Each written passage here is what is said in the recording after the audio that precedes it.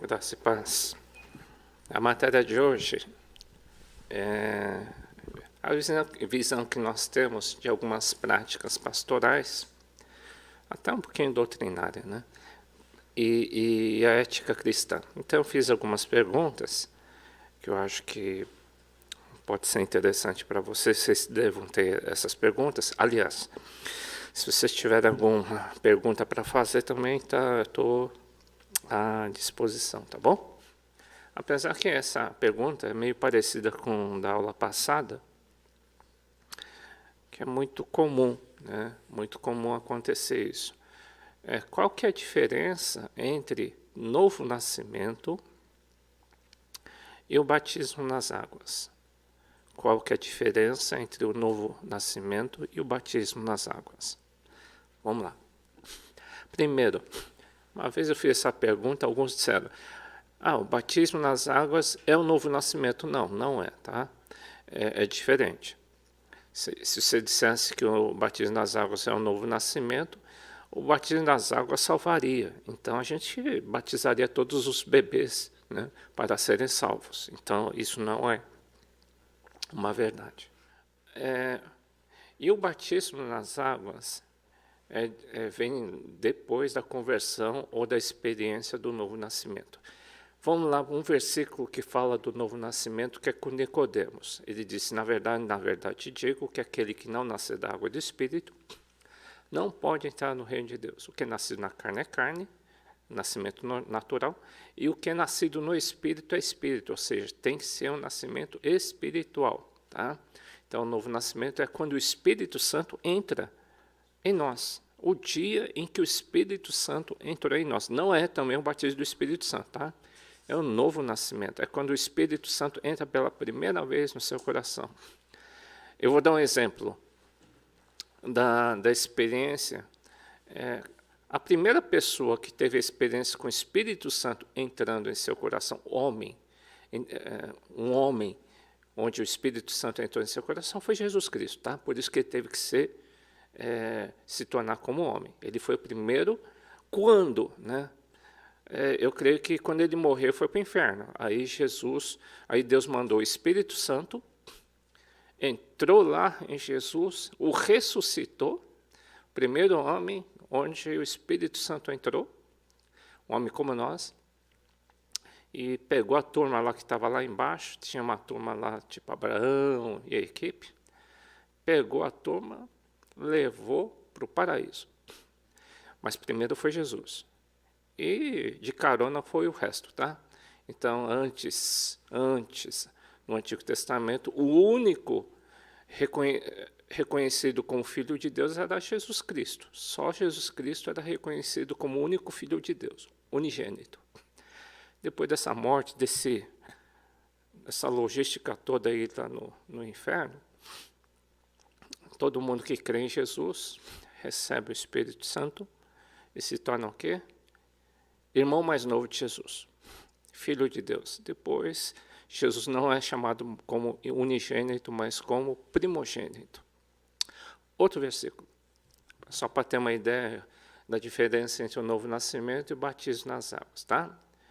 Quem crer, ou quem tiver o novo nascimento, quem tiver experiência com o Espírito Santo, e, depois disso, somatória, for batizado, será salvo do inferno. Então tem que ter duas coisas, primeiro e segundo. Mas quem não crer será condenado para o inferno. Ou seja, não está dizendo, mas quem não for batizado. Crer é diferente de batismo, tá? Então só o fato de não crer já é condenado. Então tem uma sequência aí que Jesus dá. Primeiro tem que ter o novo nascimento e depois o batismo. Deu para entender? Bom, vamos lá. É uma revisão que eu estou dando de todo o curso aí, de curso de obreiros, seminário, é uma visão panorâmica, tá? Continuando, no Antigo Testamento, você sabe que é um símbolo. Quando a Páscoa representa o novo nascimento do crente, quando o povo de Israel sai do Egito, pintou-se a porta com sangue do cordeiro.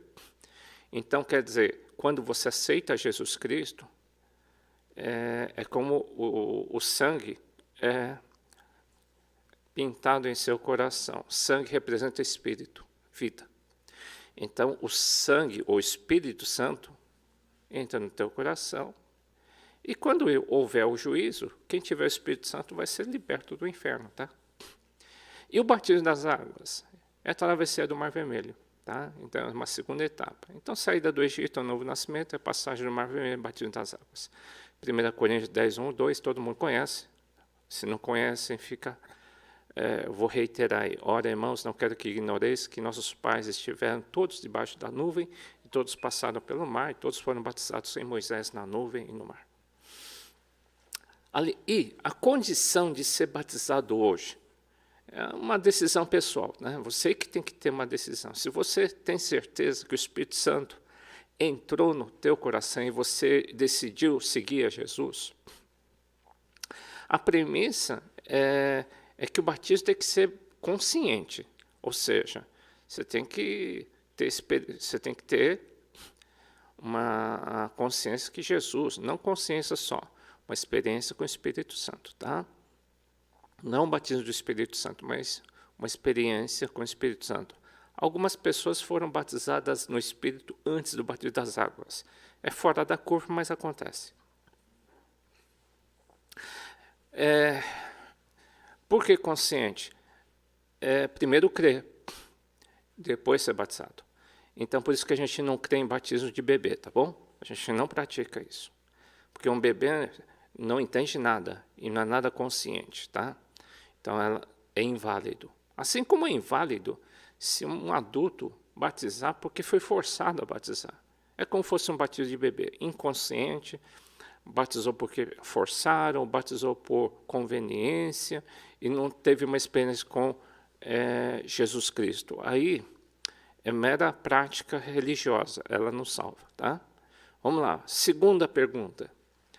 Vamos falar sobre prática pastoral ou ética cristã. Qual a sua opinião com base bíblica acerca do título de pastora? Vamos lá. Eu botei a foto da irmã Valnice. Vamos lá. Na nossa igreja, como funciona? O obreiro, para nós, o conceito seja homem ou mulher, ele tem que ter como característica um coração de pastor. Não que seja pastor, mas é um tipo de coração de pastor que se preocupa e que cuida de outras pessoas, né? É como se fosse um irmão mais velho. E o diácono? O diácono também, é a mesma coisa. Tem um coração pastoral somado com um forte coração de servo, tá? Diácono. Pastor também é um coração de pai. São todas similares? São. É que a intensidade vai aumentando na medida que a pessoa vai crescendo, tá? E o presbítero já é um coração de pastor também, só que é mais maduro, tá? É um coração, são homens de Deus maduros e são pastores maduros, tá bom? São aqueles que comandam uma igreja, uma denominação, são pessoas bem mais maduras, tá? Vamos lá. Essa palavra presbítero, pastores maduros, na verdade, quando eu aprendi no seminário, me disseram que em grego não existe a palavra no feminino presbítera. Então a gente entende que convém que não haja o comando principal, talvez, para uma mulher, talvez, tá? Dos 5 ministérios, que ela comande os homens, né? A gente entende que talvez não convenha. Entendemos que pastora não é um título, mas uma função. Então, não vejo problema também a pessoa chamar uma pessoa de pastora, né? Porque às vezes a pessoa até... quem se preocupa com o título é problemático, mas não, vamos pela atuação, um coração de mãe, um coração de pastor, isso é totalmente coerente, tá? Mas somente no nível assim dos 5 ministérios que a gente coloca alguma ressalva, tá? Na questão de governo dos 5 ministérios, tá? Apesar que a irmã Valnice, ela é mais madura que a maioria dos pastores que a gente conhece, sabe, gente? Muito respeitada. Continuando, tem uma passagem que eles citam muito, que restringe o papel da pastora, tá? Diz assim: não permito, porém, que a mulher ensine nem use de autoridade sobre o marido. Sim, mas que esteja em silêncio. Bem, Eles usam esse versículo, poucas igrejas hoje, para que a mulher fique quieta, tá? Mas eu conversei com o pastor Eli, ele tem razão, né? Que o pastor Eli foi professor de seminário lá da Batista, ele comentou isso e ele tem razão. Uma só referência não define uma doutrina absoluta e geral. Teria que ter em vários versículos a mesma citação em várias igrejas, né? E aqui foi falado para Timóteo. Eu vou dar um exemplo. O véu sobre a cabeça das mulheres é usado na igreja de Corinto, não nas outras igrejas. Senão nós teremos que usar véu, as mulheres teriam que usar véu também. Como é uma situação específica para uma igreja, então a gente não faz com que ela se torne o quê?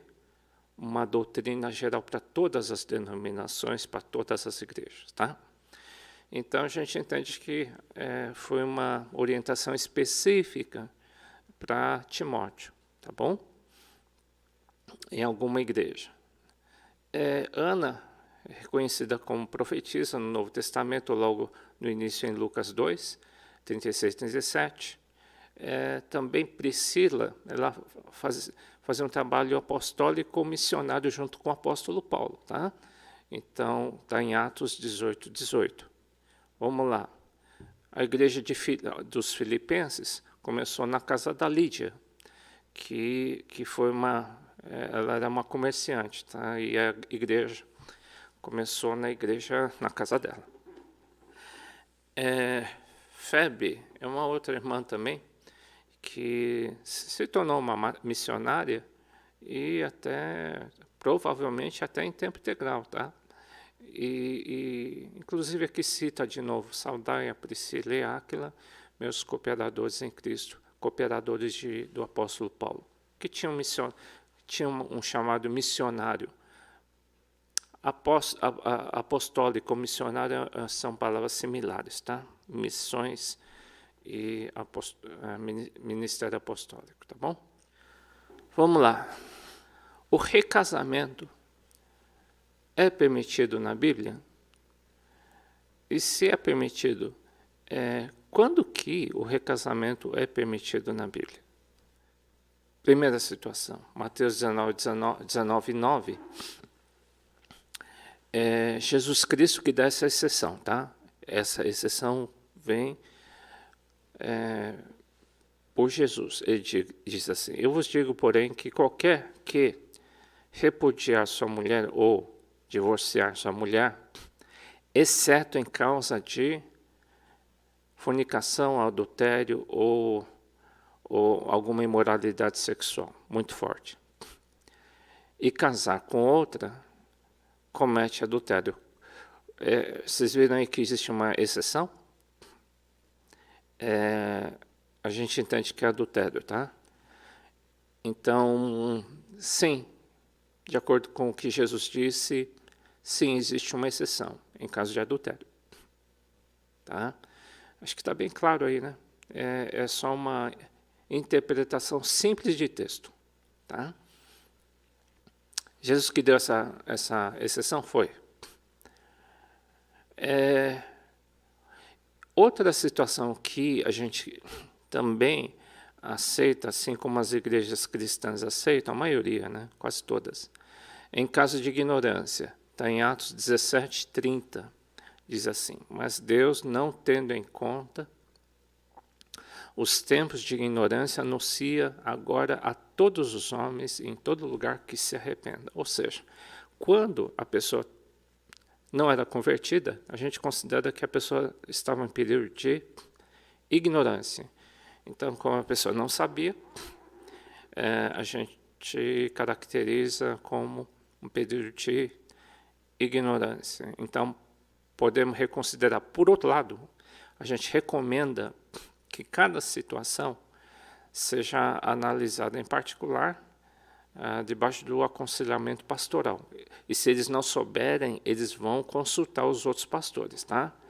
Então, se você tiver dúvida, não conclua nada, mas converse com os pastores para que eles possam analisar e te aconselhar, tá bom? Vamos lá. O que você entende por cobertura espiritual? Esse termo que é usado nas igrejas, né? Com base em fundamentos bíblicos. Eu vou dar alguns conceitos só.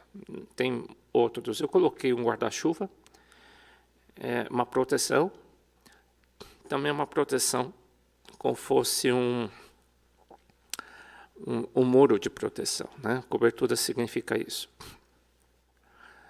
Nós entendemos que todos deveriam estar debaixo, sim, e submissos à autoridade de Deus. A autoridade de Deus, às vezes Deus coloca um governo, Deus coloca uma igreja, Deus coloca pastores. São autoridades provenientes de Deus, tá? Lá em Jerusalém, por exemplo, o apóstolo Paulo e o apóstolo Barnabé, eles tinham um ministério chamado Antioquia, composto de muitas igrejas, né, que eles davam assistência, eles acompanhavam, especialmente Paulo, né, que ele abriu várias igrejas nas missões dele, primeira viagem, segunda viagem, vocês lembram disso, né? Mesmo assim, eles iam até Jerusalém, uma viagem longa, para fazer uma prestação de contas lá para os apóstolos de Jerusalém, para compartilhar o que Deus estava fazendo, né? É como se fosse uma prestação de contas, tá? Então eles faziam com alegria, contando o que Deus estava fazendo. E para eles, o apóstolo Paulo especialmente, ele dava muita importância a essa reunião, a se reunir com os apóstolos e a igreja de Jerusalém para prestar conta, né? Você sabe que custava muito fazer isso. Teria que dar muita importância para fazer essa prestação de contas, tá? E ele fazia, né? E também Hebreus diz assim: obedecer a vossos pastores. É um versículo genérico, sim. Por que genérico? Eu acho que todo mundo precisa de pastores, todo mundo precisa de autoridade, tá? Todos precisam de autoridade. Não está dizendo assim, obedecer aos vossos pastores só para o povo. Também isso se refere a nós pastores. Obedecer aos vossos pastores. Estejam em submissão a eles, porque velam por vossas almas como aqueles que hão de dar contas delas, para que façam com alegria e não gemendo. Por isso não vos seria útil. Quem seriam os pastores de Paulo? Por um período foi Barnabé e uma equipe de 4 lá. E também a equipe de Jerusalém, composta de algumas dezenas de apóstolos, também era um tipo de cobertura de proteção para a vida do apóstolo Paulo. Vamos lá. Uma ideia de cobertura, essa é uma ideia de cobertura não de pessoas, mas de um ensino. Por exemplo, João, o que ele definia como cobertura? Olha, a lei foi dada por Moisés. Quer dizer, Moisés ensinou as leis, mas a graça e a verdade, quem estiver debaixo dos ensinamentos de Jesus, estão debaixo da cobertura de Jesus, né? Tem o ensino de Moisés, que é a lei, e o ensino de Jesus, que se chama graça. Ou a gente está debaixo de um ensino, ou debaixo de outro ensino, que é a graça. Só que a graça é verdade, leva para o céu, tá? O ensino de Moisés, não. É isso que ele queria dar a entender lá no livro de João, tá bom? E já em Gálatas, essa ideia de cobertura, ele está dizendo assim, olha, vocês têm que estar debaixo da cobertura do Espírito Santo, vocês têm que ser dirigidos pela palavra de Deus, pelos ensinos de Jesus, com a direção do Espírito Santo, e não debaixo dos ensinamentos de Moisés, tá?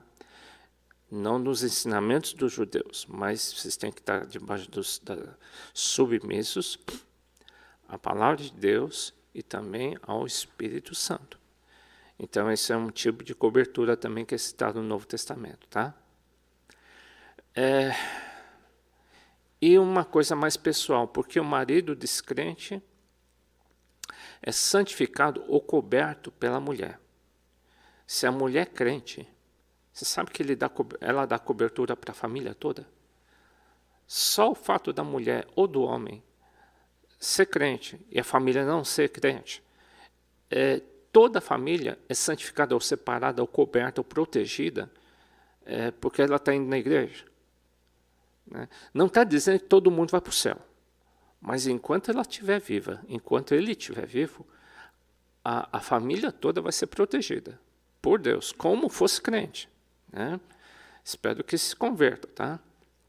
Senão, todos os filhos seriam imundos, mas agora são santos, separados, protegidos. Não são salvos, mas são protegidos. Então, é uma espécie de cobertura também. Você vê, né, que um crente fiel, debaixo de uma cobertura da palavra, debaixo de uma cobertura de pastores, protege toda a casa. Né? Porque você sabe que o mundo está infestado de demônio, né, gente? Uma pessoa que está sem cobertura está sujeita a todo tipo de ataque. Tá? A gente orienta que ninguém fique debaixo, fora da cobertura de uma igreja, de autoridades espirituais. Está sujeito a todo tipo de ataque. E nenhum ser humano vai conseguir ir contra um demônio sequer, tá? Mas estando debaixo da igreja, não, é diferente. Essa pergunta é fácil, né? A prestação de contas a uma autoridade espiritual é bíblica? A gente já comentou aí, né? Exemplo de Paulo em relação à igreja de Jerusalém. Logo depois da viagem missionária, ele prestava conta à igreja de Jerusalém. Então, prestação de contas, cremos que sim, que é bíblico. E aquele versículo que a gente citou agora também, que todos precisam estar submissos aos pastores, tá? Em obediência.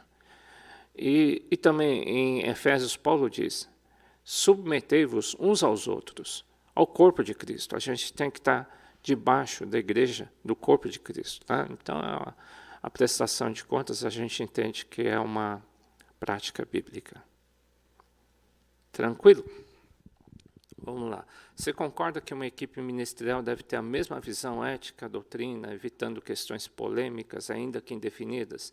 Ou seja, todo mundo que trabalha numa igreja, os pastores, nossa equipe, os diáconos, obreiros, tem que ter a mesma ética, a mesma doutrina? Não, sabe que cada um não pode ter visões diferentes? O que a palavra diz? No Novo Testamento diz, sejam unânimes, tendo os mesmos sentimentos, a gente chama de DNA, compreensivos, amando-vos como irmãos na fé, com corações bem cheios de compaixão e de humildade. Tá? Outra, Paulo dizendo, faça todo esforço para conservar a unidade do Espírito pelo vínculo da paz. A unidade traz paz. Né? De novo, em Romanos 12:16, sejam unânimes entre vós, não ambicioneis coisas altas, mas acomodai-vos às humildes, não sejais sábios em vós mesmos, não vamos causar divisão, é isso que está dizendo, tá? Porque Amós 3:3 é um profeta, né? O profeta Amós diz não dá para dois andarem juntos se não estiverem em acordo, cada um crê uma coisa. Tá? Não dá para andar junto. Né? Então, nós cremos que os pontos básicos da doutrina, não de opiniões, tá? Opiniões humanas, não é isso. Né? Mas estou dizendo em questão bíblicas. E o que for polêmico, gente,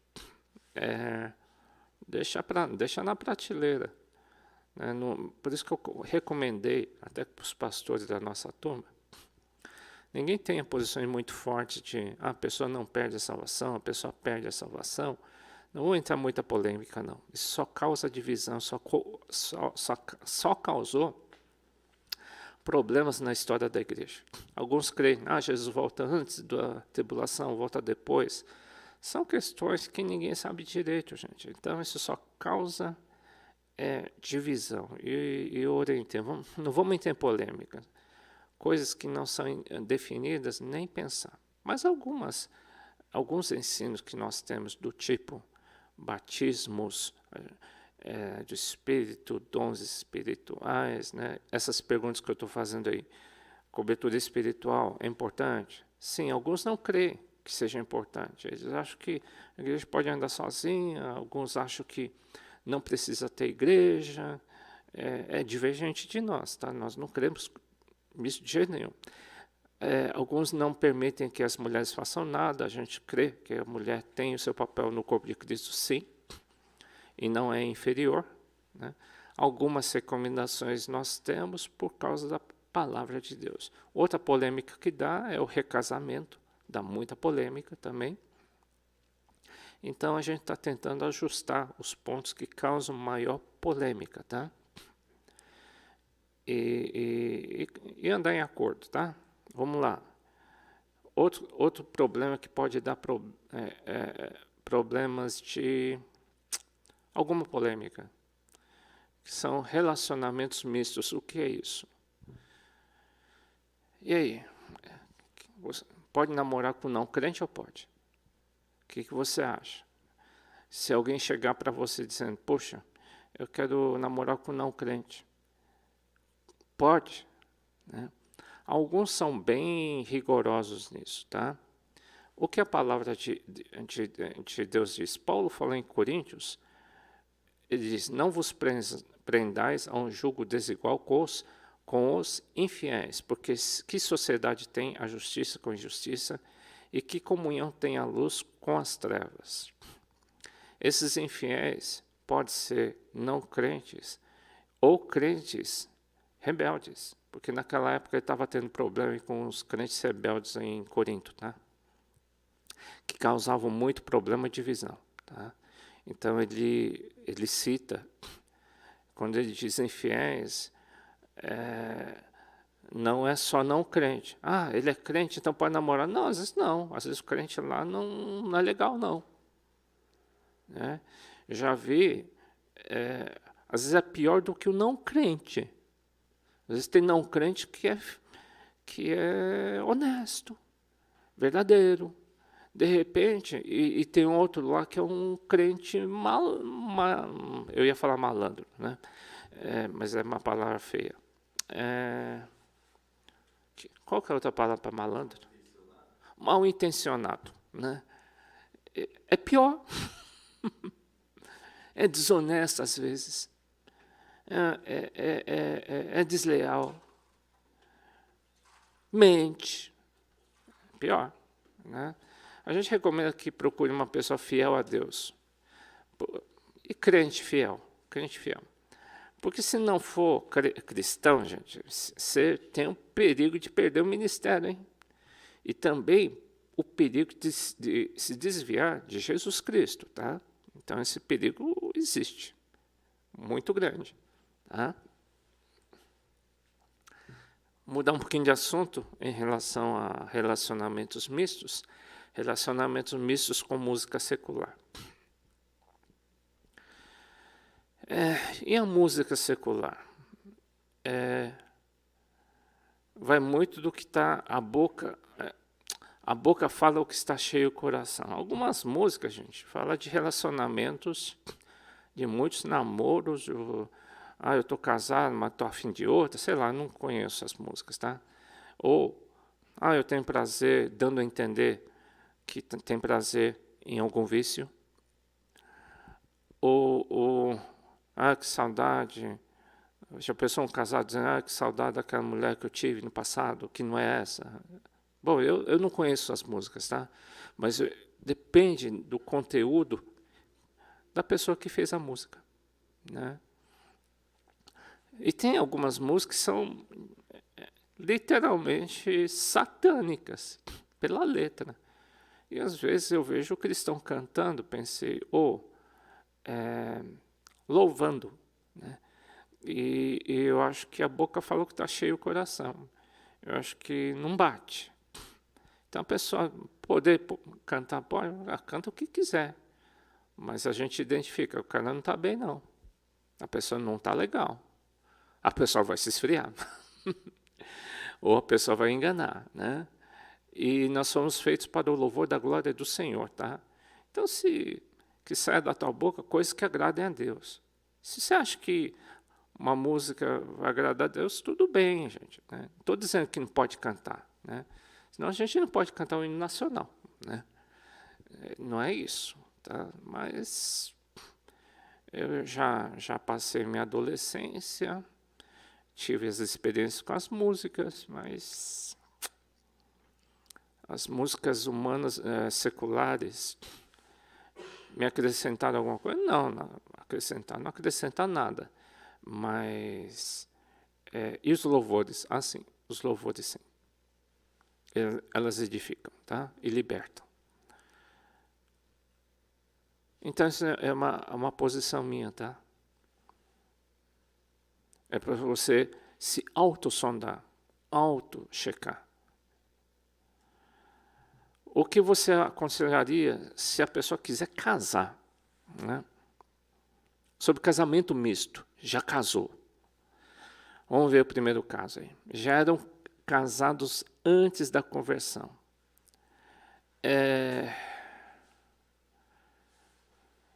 E tem um caso que a pessoa diz assim, às vezes é a esposa, né? Olha, o meu marido não quer que eu vá para a igreja, não siga Jesus, senão ele vai separar de mim. Eu já vi um caso assim, vi. E a pessoa disse, se você continuar indo para a igreja, eu vou separar de você. E de fato, pegou uma outra, foi embora. Por causa de Jesus, tá bom? Então, nesse caso, existe essa possibilidade? Sim. Se for por causa de Cristo, existe essa possibilidade de se separar e ficar livre. Não é pecado. Tá? Caso queira casar com não crente, sofre a possibilidade de se desviar da fé, tá? E não agradar do Senhor. Será que Deus quer mesmo que eu case com não crente? Acho que não é um decreto final, porque eu já vi um montão de gente casando com um não crente, depois se converteu e se tornou uma bênção. Então não dá para ser categórico, tá? Dá para ser categórico sim. Não vai casar com um infiel, ou seja, se a pessoa é um infiel cristão, é melhor repensar, tá? A Bíblia recomenda que não. E se não for crente? O problema é que você casa com não crente, você vai ficar uma só carne, tá? E quando você casa, o problema é a comunhão. Você vai ter tudo em comum. Inclusive as maldições, tá? Porque o não crente vem com toda a maldição. Ele não vai quebrar nenhuma, porque ele não entregou a sua vida para Jesus. E vai sobrar para mim? Com certeza, tá? Você vai ter que casar com a bênção e a maldição, especialmente a maldição. Né? Às vezes não é uma bênção não, tá? Eu não recomendaria um casamento entre um crente e um crente infiel, ou rebelde desleal. Acho pior que o item acima, tá? Casar com não crente, né? São dois casos que vocês vão ter, a pessoa teria dor de cabeça, tá bom, gente? Vamos lá. Relacionamento de cristãos. A palavra comunhão significa ter em comum. Né? É esse sentimento, é esse o significado de comunhão. Ter em comum, pensamento em comum, sentimento em comum. Esse é o detalhe, tá? Então vamos lá. Qual o relacionamento que eu posso ter com um cristão desviado? O que a Bíblia diz? Tem alguma coisa que a Bíblia diz? Sim. Irmão, se algum dentre vós se tem desviado da verdade e alguém o converter, quem converteu o desviado, é isso que está dizendo. Saiba que aquele que fizer converter do erro, do seu caminho, de um pecador, de um desviado, salvará da morte uma alma e cobrirá uma multidão de pecados. Ó, gente, um desviado está dizendo, Tiago está dizendo, ele carrega uma tonelada de pecado, hein? E seria uma boa, seria uma bênção tirar essa pessoa de ser desigrejado, tá bom? Poxa, eu estou forçando um pouquinho? Não, eu acho que desigrejado está à beira de ser um desviado, tá? Ou já é. esse negócio de ser crente dentro de casa aí, eu acho que não funciona não, tá, gente? Não dá pra, tem que forçar muito a teologia para ver. A Bíblia não se baseia em alguns poucos versículos, tá? E viver sozinho é fácil, porque a pessoa nem enxerga o pecado que carrega, tá? Então, sim, pode ter relacionamento com pessoas desviadas, no sentido de salvá-las, a fim de colocá-las dentro da cobertura do Senhor, tá bom? Vamos lá. Qual o relacionamento com cristãos com pecados sérios do tipo? É um cristão que é adúltero, maledicente, rebelde, ladrão. O que a Bíblia diz? Por isso que eu citei anteriormente sobre isso, esse versículo aí. É Paulo que diz: não vos associeis, não fiquem sócio com os que se prostituem. Isso não quer dizer absolutamente com os devassos desse mundo, com os pecadores desse mundo, ou com os avarentos, com roubadores, com idólatras, porque então seria necessário sair do mundo. Então não tem muito jeito de fugir desse mundo. Mas eu escrevi que não vos associeis com aquele que, dizendo-se irmão ou crente, for devasso, avarento, idólatra, maldizente, beberrão, roubador, com tal, nem ainda tome café. Aqui está com mais, né? Mas você entendeu, né? Não come. Não tenha comunhão. Não fica muito amiguinho, não. Tá? É porque que tenho eu de julgar também os que estão de fora, não julgais vós os que estáis de dentro, os que estão dentro, ou seja, dentro da igreja. Mas Deus julga os que estão de fora. Tirai, pois, dentre vós a esse iníquo. Bom, Paulo também jogava pesado, hein, gente? O que nós recomendamos? Em suma, se a pessoa é crente e tem pecados muito sérios, para ele perceber, melhor você não ficar muito junto com ele, não. Ele é meu amigo, vou convidá-lo para comer dentro de casa, né? Vou tomar um lanche com ele. É melhor se afastar. E o ímpio? Qual que é o relacionamento que eu posso ter com o ímpio? O que é ímpio? Aquele que não crê em Jesus, tá? Que não é convertido. O relacionamento tem que ser normal, tá, gente? Convivência com qualquer um. Independente. Mas você não falou agora. Não, falei de crente. Agora, de não crente, você tem que ter uma convivência comum. Então posso beber com ele? Não, não foi isso que eu quis dizer. Tá? Convivência, sim. Comunhão, não. O que é comunhão? Vamos sair para uma balada? Não. Entendeu? Não. Né? Vamos encher a cara? Não. Eu não penso igual. Pô, vamos apostar uma... O que é apostar o quê? Vamos apostar um bicho, né? É bicho que a gente tem ainda? É da sua época. Né? Vamos apostar um bicho, vamos rachar? Não, eu não creio nisso. Você tem que ser posicionado, tá, gente? Uma vez eu fui, com um montão de gente lá da firma, mas eu não sabia que todo mundo enchia a cara, sabe? Só eu que pedi água tônica, né? Mas eu fui. Depois não me convidaram mais, não sei porquê, né? Ainda aí, gente, perdi nada. Depois eles não fizeram mais, né? E quem fumava parou de fumar. E é assim que acontece, tá? Convive. E ninguém achava ruim não, tá, gente? Só respeitar. Você tem que respeitá-los. Quiser beber, eles bebam. Mas eles são obrigados a te respeitar também. Se a pessoa também não crê em Deus, você vai ter que respeitar. Ele é obrigado a te respeitar que você crê em Deus. Ele é obrigado a respeitar. Né? Então a gente vive só vivendo respeito. Né? Assim como a gente respeita as outras pessoas, eles também são obrigados a respeitar vocês, tá bom? É isso aí, acho que eu não... Estou acabando, hein? Acabei, acho. Tá, eu só vou falar sobre essa matéria. Só assistir as aulas, tá, gente? Só assiste todas as aulas que te dou nota 10. Aí você solta um trabalhinho aí também, que eu faço uma continha, tá? Eu vou te dar de 0 a 10. Um trabalhinho qual? Você pega um tema mais importante que você achou no seminário ou que você tem no seu coração. Por quê? Desenvolva esse assunto com conteúdo, com bibliografia. Faz bem feitinho, porque é para você mesmo. Assim a gente entende qual é a tua área de atuação, qual que pode ser a tua tendência ministerial, sabe? E você também se autoconhece para dizer, puxa, Deus está colocando isso, Deus está me revelando esse assunto.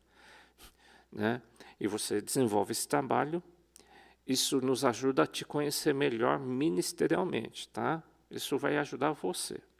Aí a gente dá uma nota em cima disso, faz a continha 10 mais alguma coisa que você tirar, contanto que tire mais do que 7, você está aprovado, tá bom? Também eu te peço que no seu trabalho, você também inclua como que você teve a experiência do novo nascimento. Né? Para você ter certeza que você é salvo, tá?